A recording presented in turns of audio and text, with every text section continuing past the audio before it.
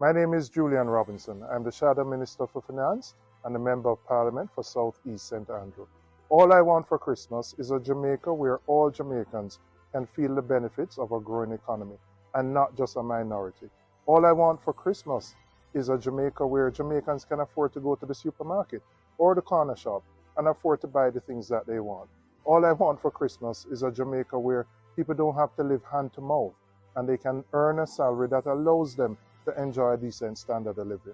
What we are committed to as a party is building a Jamaica where all Jamaicans can benefit. We're committed to having a Jamaica where you can find a bus and you can get to work or school on time. We're committed to a Jamaica where if you need to go to the hospital, you don't need to sit on a chair for 3 hours. So let us make the Jamaica the place to live, work, and grow your families. In 2024, it is a year of decision. It is a year of change. Time has come now for a better Jamaica. We are committed to making it the Jamaica that you will want to live in. Thank you. Have a wonderful Christmas, and God bless you and your families.